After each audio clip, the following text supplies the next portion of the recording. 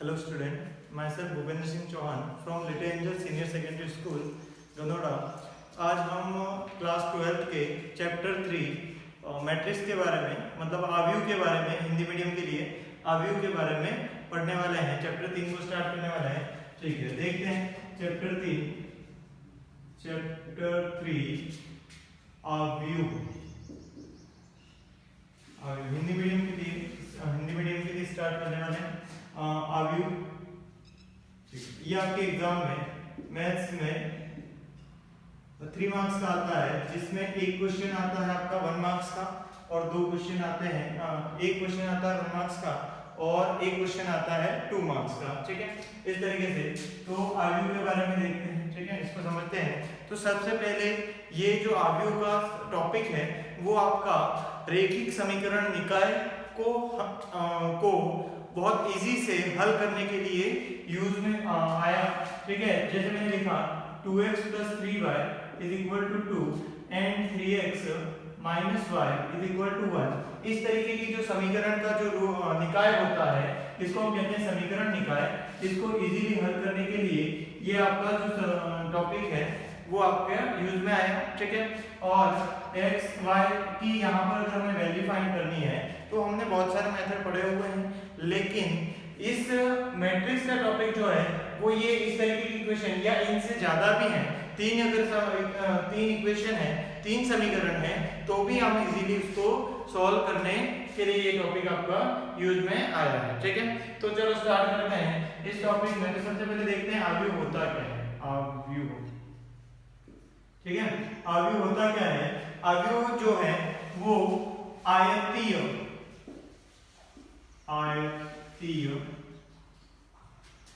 रूप में संख्याओं वो और संख्याओं या फलनों का व्यवस्थित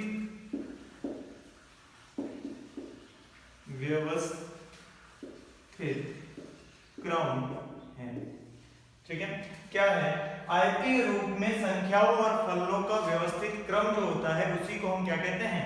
आव्यूह कहते हैं। ठीक है, देखो कैसे, जैसे मैंने यहाँ पर कुछ नंबर लिखे 1 2 3 4 5 6। इस तरीके से मैंने कुछ नंबर्स लिखे हैं 1 2 3 4 5 6।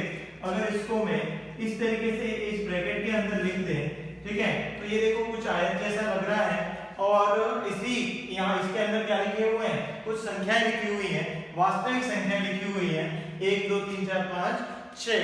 और ये जो पैटर्न है, ये जो व्यवस्था है, इसी को हम क्या कहते हैं? आव्यूह कहते हैं। इस व्यवस्था को ही क्या कहते हैं? आव्यूह कहते हैं। अब हम देखते हैं यहाँ पे कि ये जो है इस व्यवस्था को हम क्या कहते हैं? आव्यूह कहते हैं और इसको इस तरीके से निरूपित किया जाता है।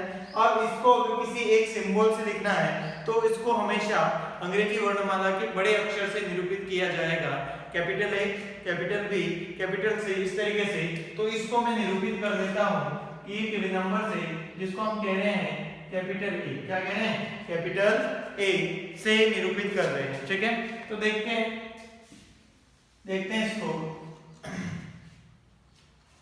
कि कैपिटल A से निरूपित कर रहे हैं। अब देखो क्या करें, इसमें कुछ बातें हैं क्या कि 1 2 3 4 5 6 इस तरीके से निरूपित किया है। अब यहाँ पर जो है कि इसको अगर हम कैसे देखें? क्षैतिज रूप में देखें। 2 तरीके से यहाँ पर इन नंबरों का अरेंजमेंट हम देख सकते हैं।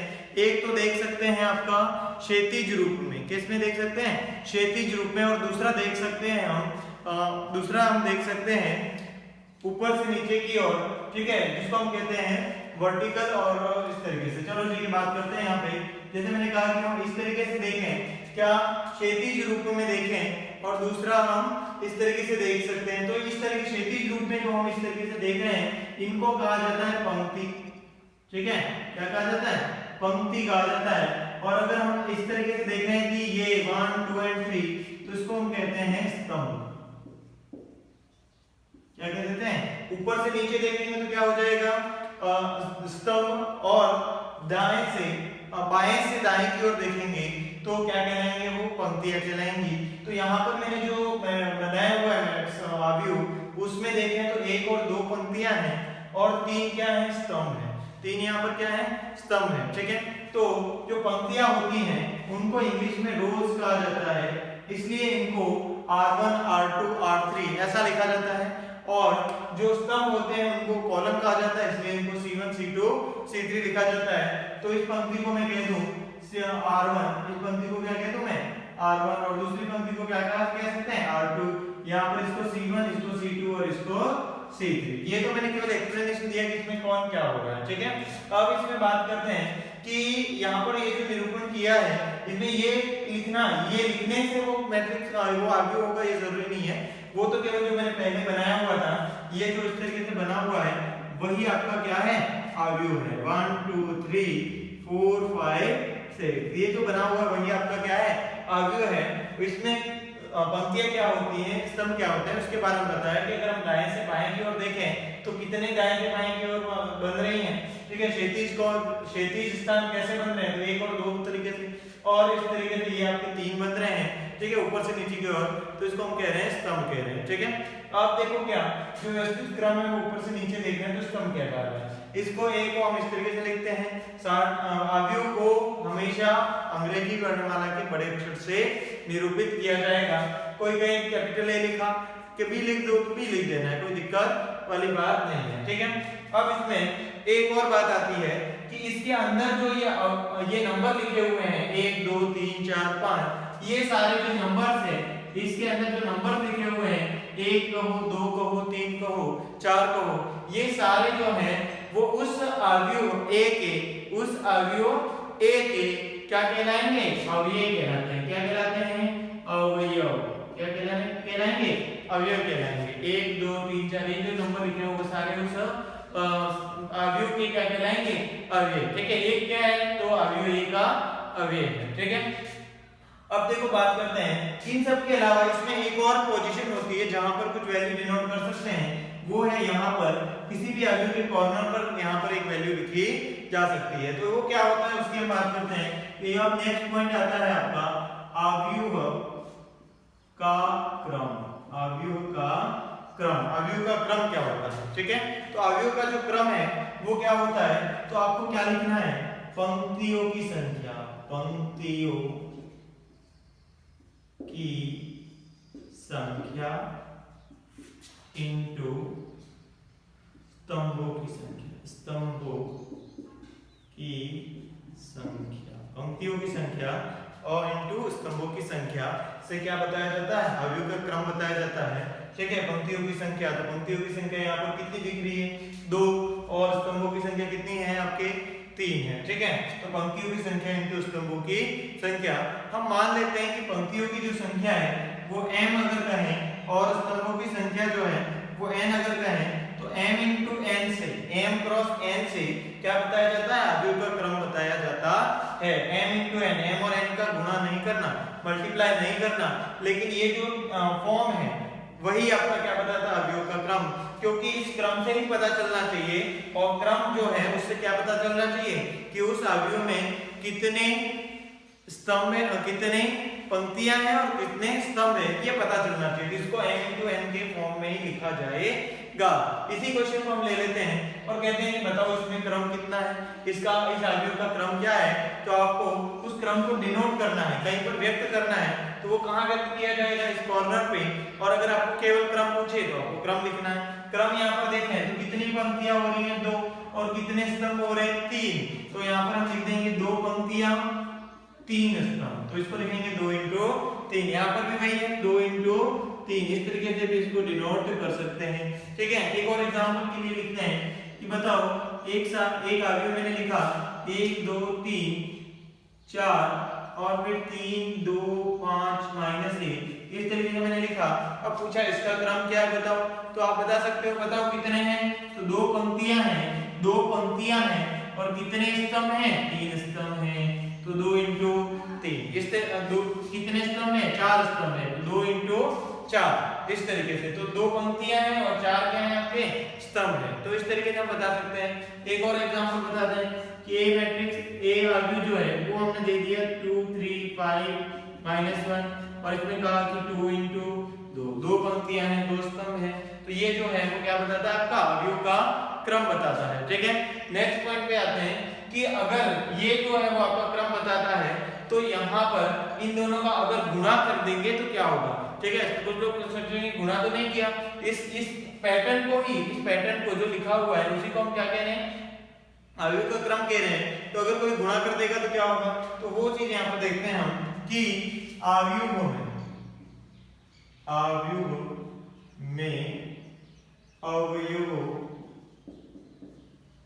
की संख्या, अवयवों की संख्या जो ये गुणा है m इंटू n की जो वैल्यू है वो क्या होगी आपके, वो बताएगी कि उस अवयव में कितने अवयव है। जैसे यहाँ पर 2 इंटू 3 ये तो क्रम था, लेकिन अगर इसका गुणा कर ले तो कितना आएगा, 6 आएगा। और ये जो 6 है वो क्या बताएगा आपका, उस अवयवों की संख्या को बताएगा। क्लियर हो गई होगी बात। ठीक है, अवयव क्या होता है, आयतीय रूप में संख्याओं या फलनों का व्यवस्थित क्रम क्या कहलाता है, अवयव कहलाता है। जैसे मैंने ये संख्याओं का व्यवस्थित क्रम कहा, हम अगर बाएं से दाएं और की देखें तो कितनी लाइन बन रही है, ये 1 और 2 बन रही है, इनको क्या कहा जाता है, पंक्तियां। और ऊपर से नीचे की ओर देखें तो उनको क्या कहा जाता है, स्तंभ। पंक्तियों को आर से व्यक्त करते हैं और स्तंभ को सी से व्यक्त करते हैं। ये सारी हमने बातें देख ली। अवयव का क्रम क्या होता है, पंक्तियों की संख्या इंटू स्तंभों की संख्या, इस तरीके से क्रम को बताया जाता है। अगर हम दोनों को गुणा कर दें तो किस बात को शो करेगा, वो शो करेगा आपका अवयवों की संख्या को व्यक्त करता है। ठीक है, दूसरी बात करते हैं आगे कि चलो ठीक है, यहाँ तक आपका कंप्लीट हो गया, आगे बढ़ते हैं।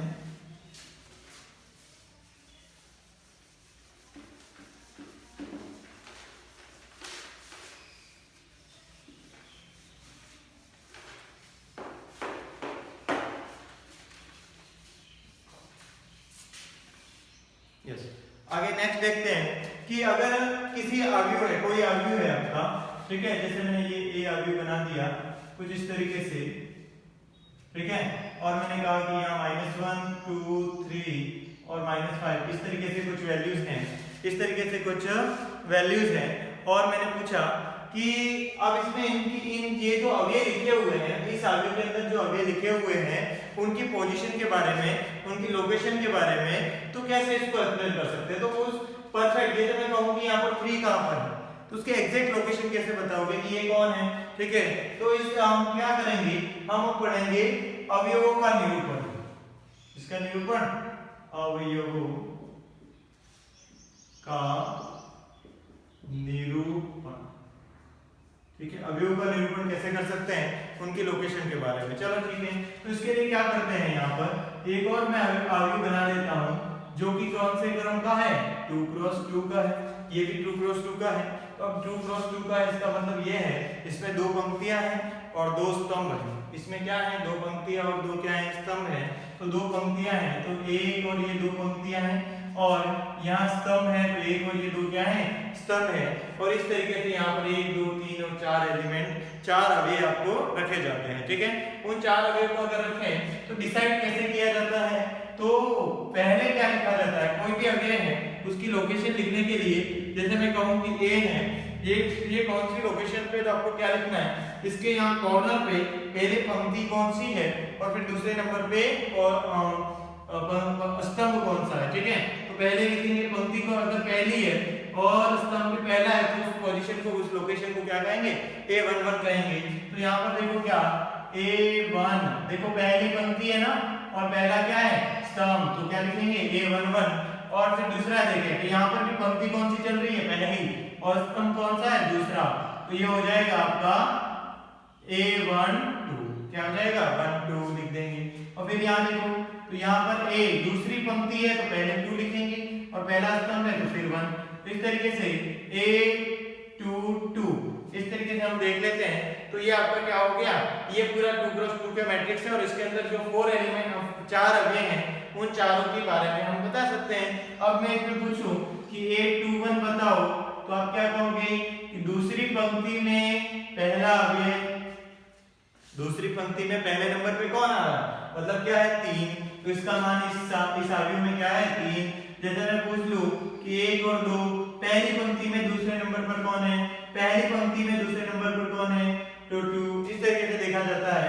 ठीक है, लेकिन कोई पूछ ले इसी में मतलब 2 3 क्या है, तो आप कहोगे कि दूसरी पंक्ति में तीसरा अवयव तो है ही नहीं, और है ही नहीं इसका मतलब ये इसका अस्तित्व ही नहीं है। तो इस तरीके से हमने देखा कि हम किसी भी अवयव की लोकेशन के बारे में शो कर सकते हैं, चाहे वो कोई भी मैट्रिक्स क्यों ना हो। ठीक है, जैसे एक और एग्जांपल अगर लें तो ये 2x2 के लिए बनाए, अब 3x3 के लिए बना सकते हो, किसी भी अवयव के लिए बना सकते हो। देखो कैसे, मैंने कहा कि अगर मुझे यहाँ इसकी जगह किसके लिए बात करनी थी, 3x3 के सारणी अवयव के लिए बात करनी थी, 3x3 के अवयव के लिए बात करनी थी, तो मैं क्या कहूंगा 3x3 का अवयव, यानी क्या कहेंगे कितने पंक्तियां हैं, 3 पंक्तियां, कितने स्तंभ हैं, 3 स्तंभ हैं। तो इसको यहाँ पर कितने कुल कितने अवयव होंगे, 9 अवयव होंगे। इसमें कितने अवयव होंगे, 3 इसमें होंगे और 3 इसमें होंगे। अब देखो लिखते हैं कि पहले के लिए क्या होगा, तो ये हो जाएगा, ये अवयव कैसे होगा, पहली पंक्ति में पहला स्तंभ, तो A11, दूसरा पहली पंक्ति दूसरा स्तंभ, पहली पंक्ति तीसरा स्तंभ। इस तरीके से ये पता चला। फिर यहाँ देखो दूसरी पंक्ति में पहला, फिर दूसरी पंक्ति में दूसरा और दूसरी पंक्ति में तीसरा, फिर इस तरीके से तीसरी पंक्ति में पहला 3 2 एंड 3 3। इस तरीके से ये पूरा आपका शो हो जाएगा। क्लियर? तो ये 3x3 के लिए हमने बात करी। जैसे ही अरे के लिए आप इस तरीके से अवयवों का निरूपण कर सकते हो। अब हम पढ़ रहे हैं कि जो अवयव हम लिख रहे हैं, अवयव का व्यापक निरूपण, अवयव का व्यापक निरूपण, अवयव का व्यापक निरूपण हम देख रहे हैं। मतलब ओवरऑल जितने भी अवयव बन सकते हैं सबके लिए हम बात करने वाले हैं कि ऐसा अवयव जो सबको रिप्रेजेंट कर दे, सबको बता दे, ऐसा अवयव अगर हम लिखें तो यहाँ पर सबसे पहले मानना पड़ेगा, मैंने माना कि वो जो अवयव है उसका जो क्रम है वो क्या है, m × n है। उसका क्रम क्या है, m × n है। ठीक है, m तक हो सकता है। ठीक है, उस अवयव का पंक्ति की संख्या कितनी, m जैसा जैसे आप लोगे उसके रेस्पेक्ट में, उसके अनुसार आपका अवयव बदलता जाएगा और n के अनुसार भी बदलता जाएगा। ठीक है, तो हमने मान लिया कि उसमें कितनी पंक्तियां हैं, m, और कितना n क्या है, स्तंभ है।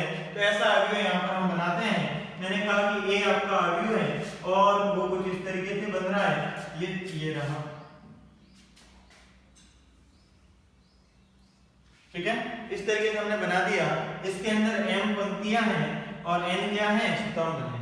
ठीक है, अब देखते हैं यहाँ पे कि अगर पहली पंक्ति की अगर हम बात करें, पहली पंक्ति के जो अवयव होंगे उनकी स्थिति के बारे में बात करें, तो पहली पंक्ति में पहला स्तंभ, तो यहाँ का जो अवयव होता है उसको क्या कहेंगे, A11। फिर यहाँ पर आते हैं पहली पंक्ति में दूसरे स्तंभ की बात करेंगे तो अब क्या हो जाएगा, A12, और इस तरीके से निरूपित करते जाएंगे। और यहाँ पर लास्ट वाला अगर देखें तो लास्ट वाला जो आपका स्तंभ है वो कौन सा स्तंभ होगा, nवां स्तंभ। कौन सा स्तंभ होगा, nवां स्तंभ हो सकता है। ठीक है, तो अभी पंक्ति कौन सी है, पहली पंक्ति है, और स्तंभ कौन सा यहाँ देख रहे हैं, अंतिम n। तो यहाँ पर जो अवयव को उसको क्या लिखेंगे, पहली पंक्ति में nवां अवयव या nवां स्तंभ हो गया। क्लियर? इस तरीके से दूसरी जो पंक्ति है उसमें भी हम बात कर सकते हैं। दूसरी पंक्ति में पहला अवयव 21, फिर दूसरी पंक्ति में दूसरा अवयव 22, फिर दूसरी पंक्ति में तीसरा, दूसरी पंक्ति में चौथा, ऐसे दूसरी पंक्ति में कुल कितने हो सकते हैं, तो दूसरी पंक्ति में n तक हो सकता है। फिर इस तरीके से चलते मुझे बताओ कि यहाँ पर एक पहली पंक्ति, दूसरी पंक्ति, तीसरी पंक्ति, ऐसे करते कुल पंक्तियां कितनी हैं, m पंक्तियां हैं। कितनी पंक्तियां हैं इसमें, m पंक्तियां हैं। तो हम लिखेंगे कि m पंक्ति में mवीं पंक्ति में पहला यानी कि m1 लिखेंगे, फिर mवीं पंक्ति में दूसरा तो क्या लिखेंगे, m2 लिखेंगे, और इस तरीके से चलते लास्ट में mवीं पंक्ति में कौन सा नंबर देख रहे हैं, n। तो यहाँ का जो अवयव होगा उसकी स्थिति जो है mn से बताई जाएगी। लेकिन अगर हमें इनके बीच में किसी स्पेशल पंक्ति, ठीक है, किसी विशेष पंक्ति या विशेष स्तंभ के बारे में बात करनी है तो तो फिर उसको कैसे देखा जाएगा? तो उसको हम कहेंगे जैसे मुझे विशेष पंक्ति मतलब आई वाली पंक्ति, आई नंबर की जो पंक्ति होगी उसके बारे में बात करनी है। तो यहाँ पर देखो क्या होगा, तो यहाँ पर होगा आई, पंक्ति कौन सी है? आई। स्तंभ कौन सा है? पहला, तो I1 लिखेंगे। फिर लिखा पंक्ति कौन सी है? I, स्तंभ कौन सा है? दूसरा, तो I2 हो जाएगा। इस तरीके से चलते चलते बोलो पंक्ति कौन सी है? I और स्तंभ कौन सा है? N। तो यहाँ का एलिमेंट ऐसा हो जाएगा, ठीक है।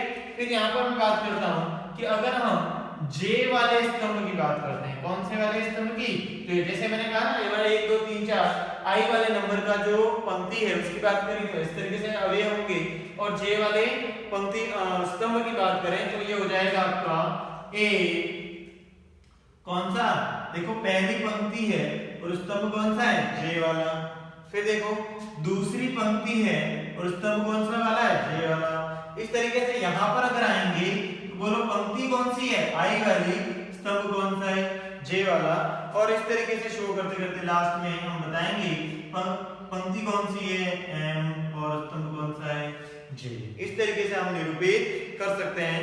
लेकिन यहाँ पर एक बात कि अगर हम क्या करें, इस तरीके से देखें तो A1 2 फिर 1 2 1 3 1 4 1 5 ऐसे चलते चलते 1 J आया।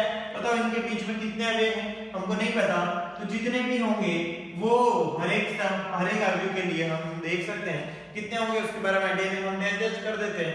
यहाँ से यहाँ कितने होंगे ये भी हमको नहीं पता, यहाँ से यहाँ कितने होंगे नहीं पता, इसको भी ऐसे एडजस्ट कर लेते हैं, ठीक है। ये हो गया। और यहाँ से यहाँ कितने होंगे नहीं पता, ठीक है। यहाँ से यहाँ कितने होंगे नहीं पता, यहाँ से यहाँ कितने होंगे नहीं पता, तो इसको ऐसे एडजस्ट शुरू कर देते हैं। क्लियर? तो इस तरीके से आपका जो बना इसको हम कह रहे हैं क्या? इसको कह रहे हैं अवयव का व्यापक निरूपण। पूरा अवयव निरूपित हो गया। इसी को ब्रीफ में, शॉर्टकट में, बहुत सिंपल वे में लिख सकते हैं। क्या लिखेंगे?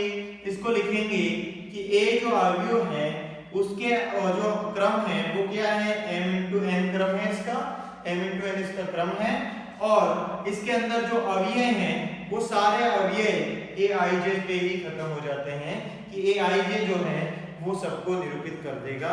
लेकिन I और J की वैल्यू आपको कैसी लेनी पड़ेगी? I और J की आप वैल्यू लोगे कहां से कहां? तो आप 1 से लगा करके m तक ले सकते हो। कहां से? 1 से लगा करके m तक ले सकते हो। देखो I की वैल्यू कहां से कहां? 1 से लगाकर m तक आप लोगे तो सारा आ जाएगा, 1 भी लोगे 2 भी लोगे सब, तो इस तरीके से आपको पूरा अवयव बन जाएगा।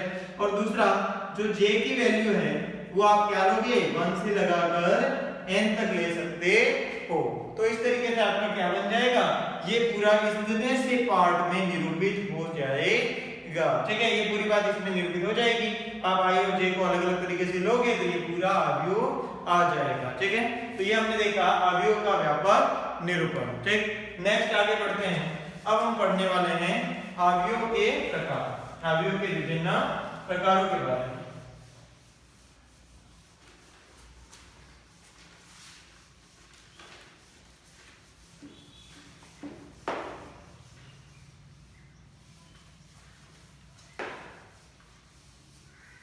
अवयव के विभिन्न प्रकारों के बारे में, ठीक है। लिखते हैं अवयव के प्रकार।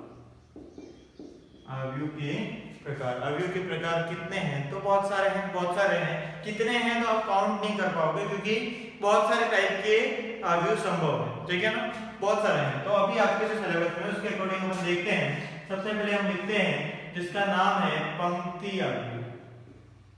पंक्ति अवयव, पंक्ति अवयव, ठीक है। पंक्ति अवयव, पंक्ति अवयव किसको कहते हैं? तो ऐसा अवयव जिसमें केवल एक पंक्ति हो। क्या हो? एक पंक्ति हो। ऐसा अवयव जिसमें केवल एक पंक्ति हो। इसका उदाहरण लिख देते हैं। ए जो अवयव है जिसके अंदर क्या होगा? एक पंक्ति होगी। क्या होगी? एक पंक्ति होगी। देखो इसके अंदर पंक्तियां कितनी है? एक। स्तंभ कितने हैं? 3। तो 1 into 3। तो ये अवयव जिसका ऐसा अवयव जिसमें एक पंक्ति, उसको कहते हैं पंक्ति अवयव। दूसरा होता है आपका स्तंभ अवयव। स्तंभ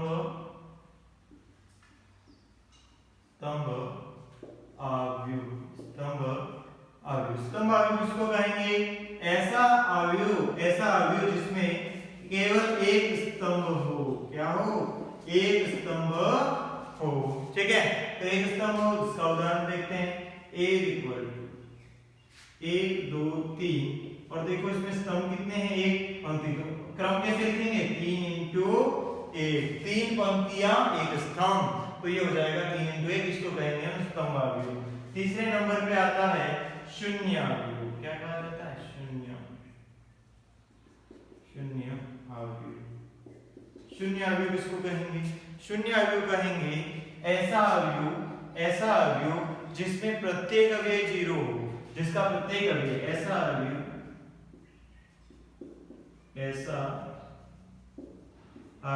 जिसका प्रत्येक अवयव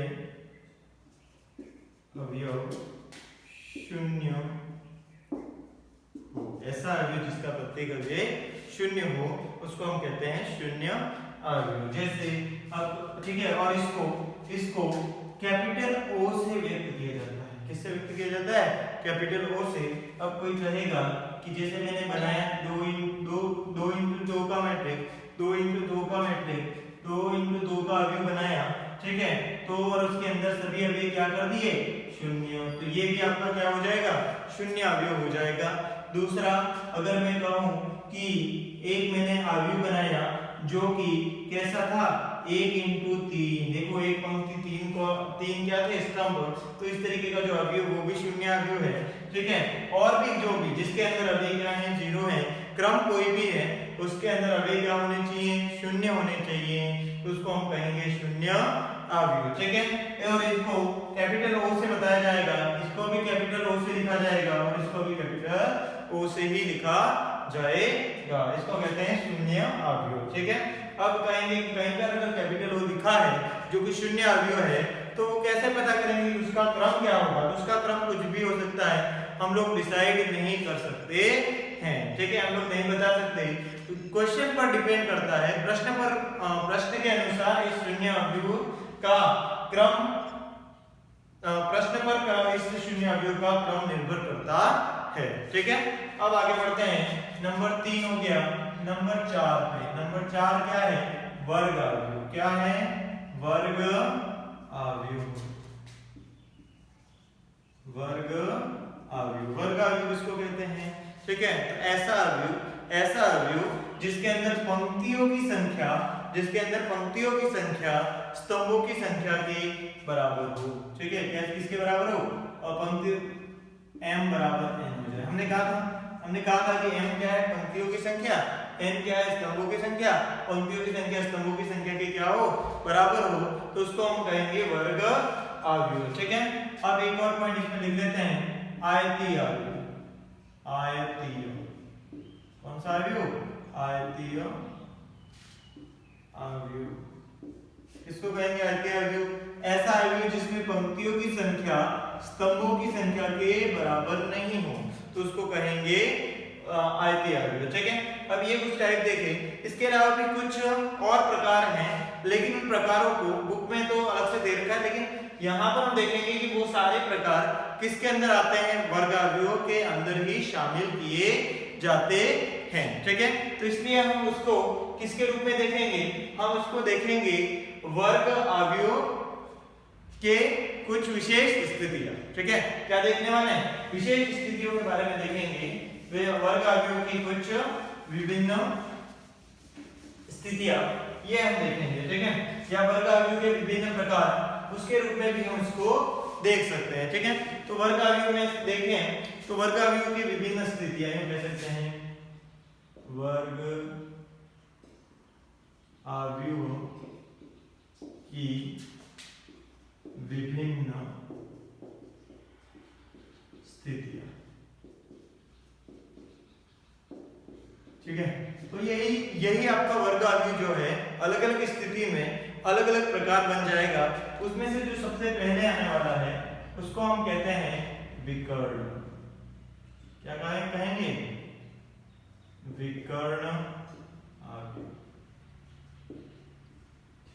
विकर्ण अवयव पढ़ने से पहले कुछ बातें वर्ग अवयव के बारे में और देखते हैं कि इसका अगर मैं एग्जांपल दूं तो इसका एग्जांपल होगा आपके सामने ए।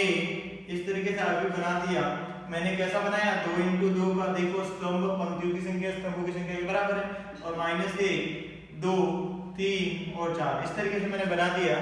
तो ये आपका क्या है, वर्ग अवयव है। तो वर्ग अवयव में हमने देखा कि दोनों चीजें क्या है, समान ही है, पंक्तियों की संख्या स्तंभों की संख्या के समान है। तो इसका जो क्रम है उसको 2 into 2 नहीं कह के हम क्या कह देते हैं, 2 क्रम का वर्ग अवयव। सीधा हम क्या कहते हैं, वर्ग अवयव 2 क्रम 2 का वर्ग अवयव या क्रम 3 का वर्ग अवयव। इसका मतलब क्या है, उसका क्रम है 2 into 2 और क्रम 3 का वर्ग अवयव इसका मतलब है 3 into 3। अब हम करते हैं कि इसी में एक और बात निकलती है। एक नोट तो क्या हो गया आपका इसमें नोट कि वर्ग अवयव का जो क्रम है इसको 2 into 2 की जगह क्या कह सकते हैं, 2 क्रम का वर्ग अवयव। दूसरा नोट इंपॉर्टेंट जिसको हम कहने वाले हैं विकर्ण, ठीक है। वर्ग अवयव में क्या होती है, विकर्ण होने वाली है, विकर्ण, ठीक है। वर्ग अवयव के अंदर क्या होने वाली है, विकर्ण। आयतीय अवयव में वो विकर्ण संभव नहीं है, ठीक है ना।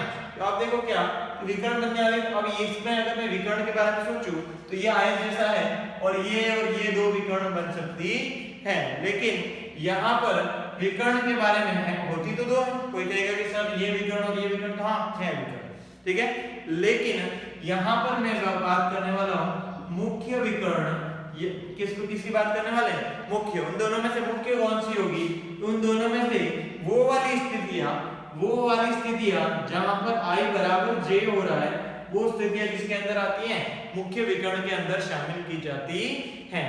अब देखो क्या, तो ये वाली जो स्थिति है मतलब a11 वाला, a22, a33 और इस तरीके से जो m तक बन रहा है, m तक की जो ये सारे हैं, ये वाला पार्ट जैसे ये इस तरीके से देखें, ये वाला जो पार्ट है जिसके अंदर a11 और a22 वाला एलिमेंट आ रहा है, इसी को हम क्या कहते हैं, मुख्य विकर्ण कहा जाता है। और इसके अंदर ये जो नंबर्स आ रहे हैं उन नंबर्स को कहा जाता है मुख्य विकर्ण के अवयव। विकर्ण के क्या कहा जाता है, अवयव कहा जाता है। तो यहाँ पर a11 a22 a33 और am ये आपके क्या है, उस विकर्ण के अवयव कहलाएंगे। उस विकर्ण के क्या कहलाएंगे, मुख्य विकर्ण के अवयव। मुख्य विकर्ण के अवयव क्या कहलाएंगे, मुख्य विकर्ण के अवयव कहलाएंगे। अब हम आते हैं विकर्ण अवयव पे।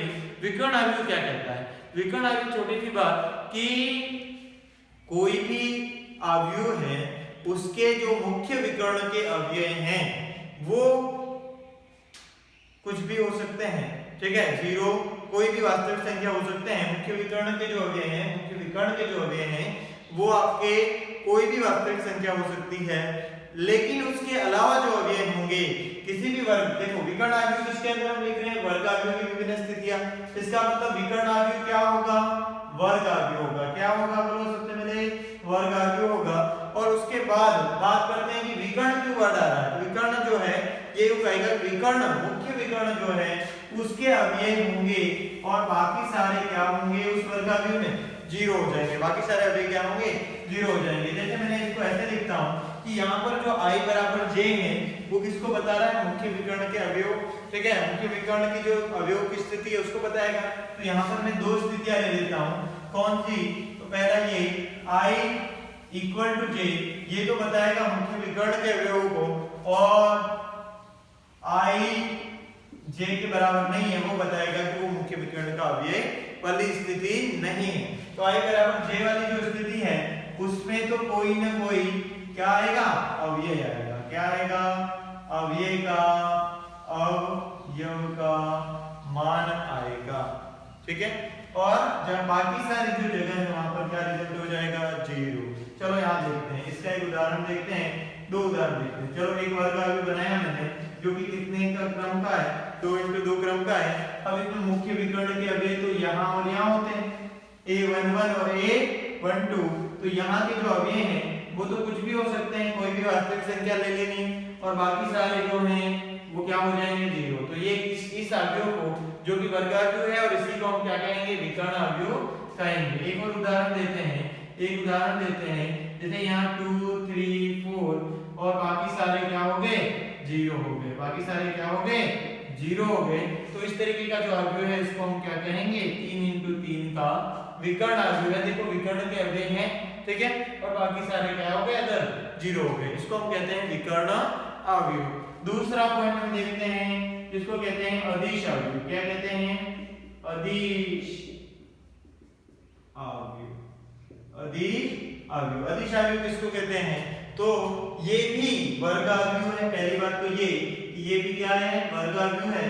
और दूसरी बात ये कि इसमें भी विकर्ण की बात होने वाली है। लेकिन अगर मैं बात करूं कि एक अदिश राशि इसमें कौन है? a, तो ये यूं कहता है कि अगर आपका कोई वर्ग अवयव इस तरीके से है कि उसके विकर्ण के अवयव हैं, उसके क्या हैं? विकर्ण के अवयव हैं, लेकिन विकर्ण के अवयव सारे के सारे सेम है। कैसे हैं?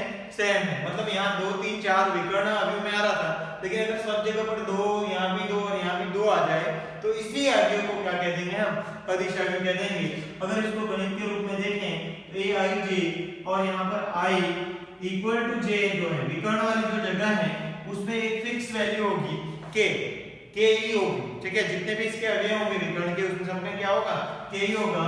और बाकी सारे जहां विकर्ण नहीं बन रही है वो सारी वैल्यूज क्या हो जाएंगी? 0 हो जाएंगी। वो सारी वैल्यूज क्या हो जाएंगी? 0 हो जाएंगी। चलो ठीक है, बात करते हैं इसका अगर उदाहरण है, इसका भी उदाहरण वही हम लिख लेते हैं दो कि A मैट्रिक्स जो कि मैंने किसका बनाया? 2x2 ऑर्डर का बनाया, 2x2 क्रम का बनाया, और इसमें विकर्ण की जगह पर मैंने लिख दिया 2 और 2 लिख दिया, और बाकी पोजीशन पर बाकी स्थितियों पर क्या लिख दिया? 0 लिख दिया। एक और उदाहरण बताते हैं a और इस तरीके से, और मैंने कहा कि यहाँ विकर्ण की जगह पर मैं लिख देता हूँ, चलो आप बोलो 5 लिख देते हैं, यहाँ 5, यहाँ 5 और यहाँ भी 5। बाकी सारी जगह जो है वो क्या हो जाएंगी?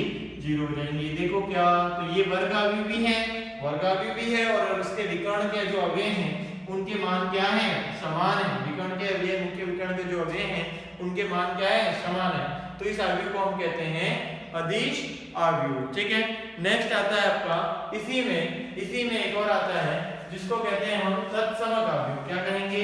तत्समक अवयव। ठीक है, देखो तत्समक अवयव यहाँ पर देखते हैं, तत्समक अवयव जिसको कहते हैं तत्समक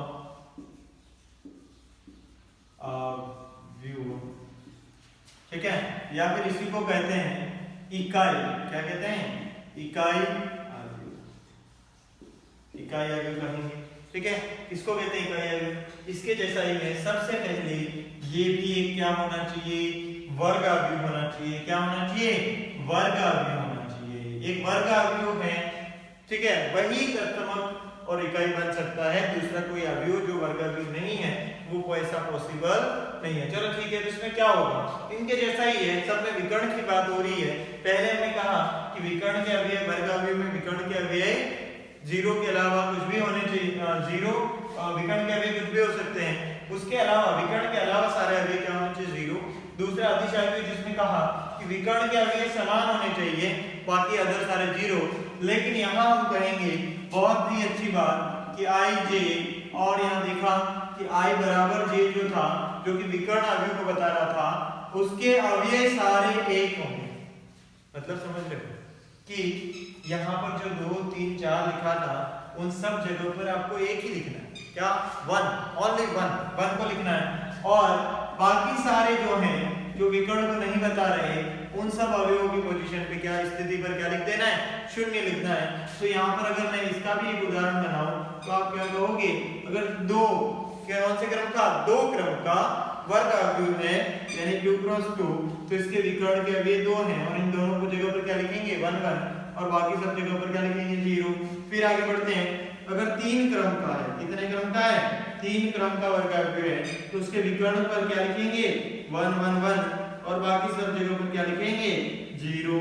तो इसको हम क्या कहते हैं? 2 क्रम का इकाई अवयव, और इसको कहते हैं 3 क्रम का इकाई अवयव। ठीक है, लेकिन इसको व्यक्त कैसे करते हैं? अगर n क्रम का इकाई अवयव है, कितने क्रम का? n क्रम का इकाई अवयव है, तो इसको in से लिखा जाता है। ठीक है, किससे लिखा जाता है? in से, क्योंकि तत्समक को आइडेंटिटी मैट्रिक्स भी कहते हैं। ठीक है, तो in से लिखा जाता है। तो आप देखो इसको क्या लिखेंगे? i2, क्योंकि 2 क्रम का है i2। इसको क्या लिखेंगे? i3, क्या लिख देंगे? i3। n क्रम का है, in लिखेंगे। 4 का होगा तो कैसे बनाएंगे? 1 1 1 और 1 और फिर 0 0, इस तरीके से हम बना लेंगे। ये आपका कौन सा था? तत्समक अवयव, तत्सम अवयव, ठीक है। अगर 1 का है तो 1 क्रॉस 1 का कैसा बनेगा, I1 कैसा बनेगा, तो उसके अंदर एक ही अवयव होगा ना, और वो एक अवयव कैसा बनेगा, एक ही रहेगा, बाकी अदर जीरो करने की जरूरत नहीं। ये किसके अंदर आता है, ये आपके अपवाद के अंदर आता है, इसके अंदर आता है अपवाद, क्योंकि इसमें तो बाकी सारे जीरो हो नहीं पा रहे, एक ही अवयव और वो एक अवयव क्या होगा, एक, ठीक है। तो इस तरीके से हमने देखा वर्ग अवयव के कुछ विभिन्न स्थितियों के बारे में, जिसमें क्या था, विकर्ण अवयव, अदिश अवयव, तत्समक अवयव, ठीक है। अब आगे बात करने वाले हैं हम, ठीक है। इसके अलावा कुछ स्थितियां और भी हैं, ठीक है। एक और प्रकार इसमें आता है जिसको हम कहते हैं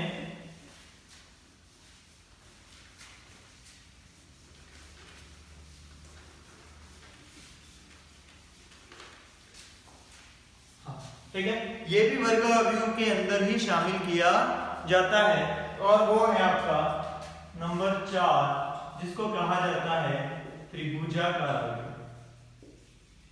त्रिभुजाकार अवयव क्या कहा जाता है इसको, त्रिभुजाकार अवयव, ठीक है। अब देखो क्या त्रिभुजाकार अवयव किसको कहते हैं, तो त्रिभुजाकार अवयव के अंदर त्रिभुज वर्ड आ रहा है, तो कहीं त्रिभुज यूज होगा, और दूसरी एक बात है त्रिभुज के लिए मुख्य विकर्ण का उपयोग करना, किसका उपयोग करना नहीं भूलना है, उस अवयव के मुख्य विकर्ण का आपको उपयोग जरूर करना है।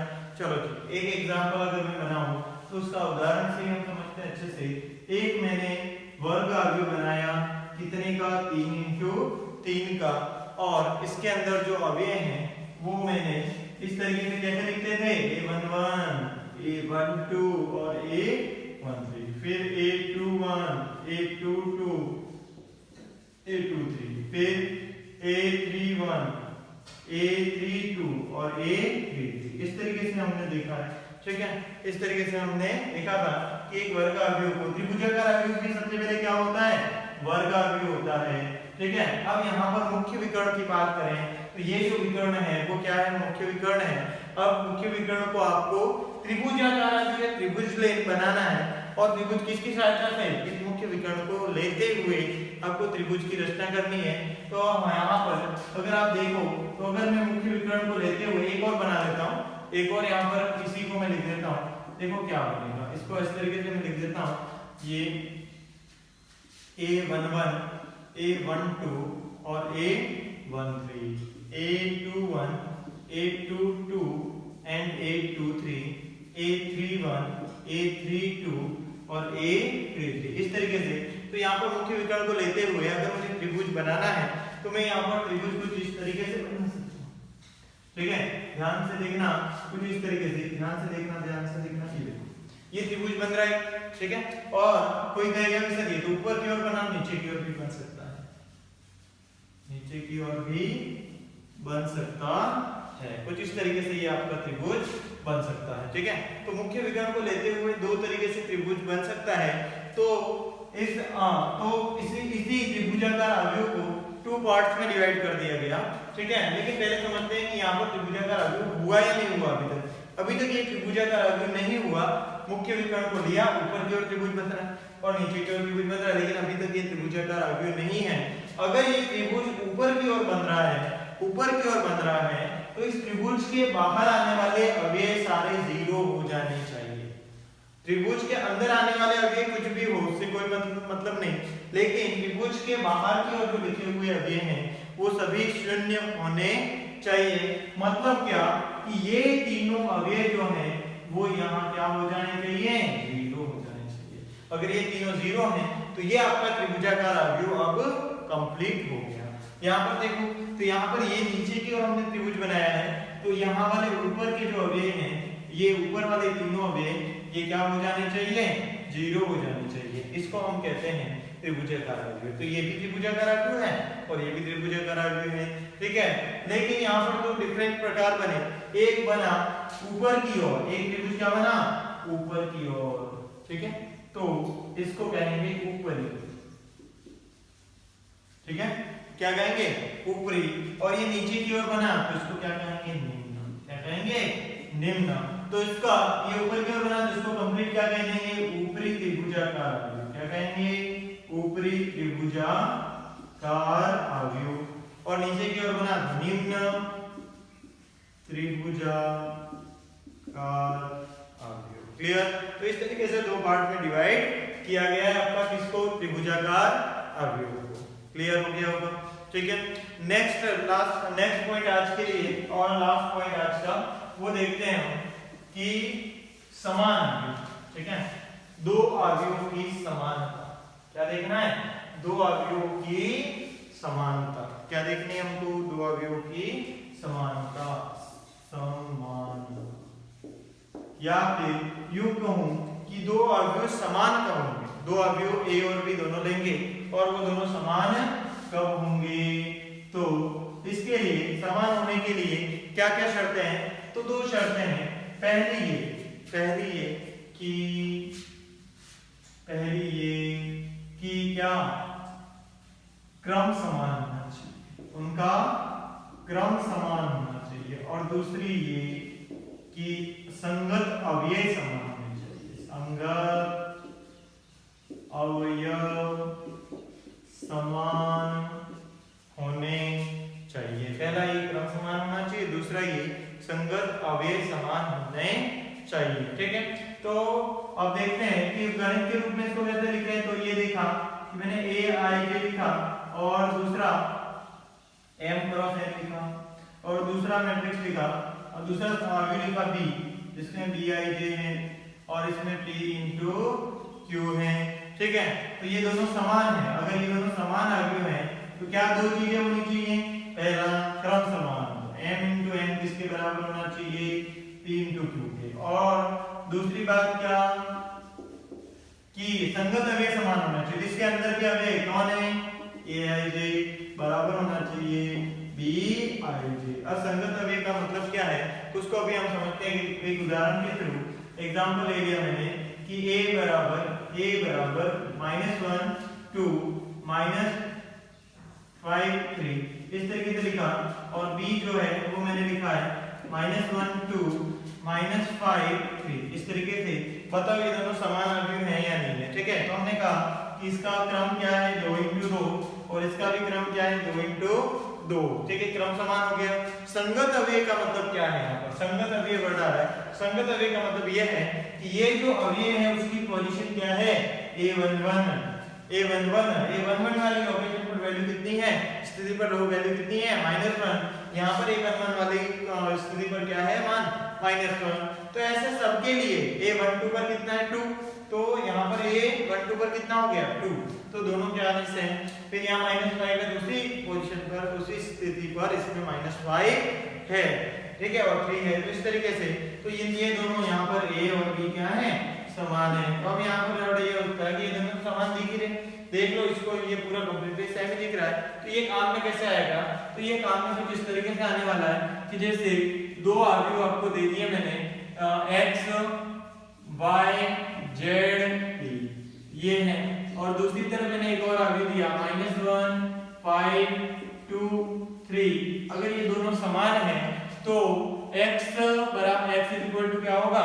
-1 y = 5 z = 2 and p = 3।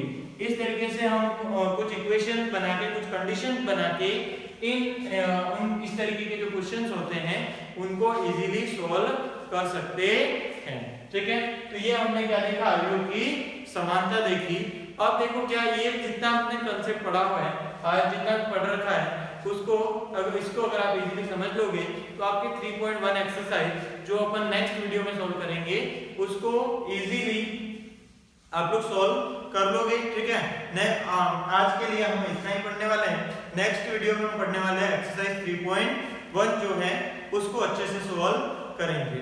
ठीक है, और इस वीडियो को आपको अगर ये अच्छा लगा हो तो इसको लाइक, सब्सक्राइब और बेल आइकन पर जरूर प्रेस करें ताकि आगे के वीडियो के लिए आपको नोटिफिकेशन मिलता रहे। और ये जो वीडियो है वो हिंदी मीडियम के बच्चों के लिए ज़्यादा से ज़्यादा शेयर करें। जितने भी हिंदी मीडियम के बच्चे हैं सारे स्टूडेंट सबको आप शेयर करें ताकि सभी इसका लुत्फ उठा सकें, उसका फायदा ले सकें। आज के लिए इतना ही। Thank you very much. जय हिंद।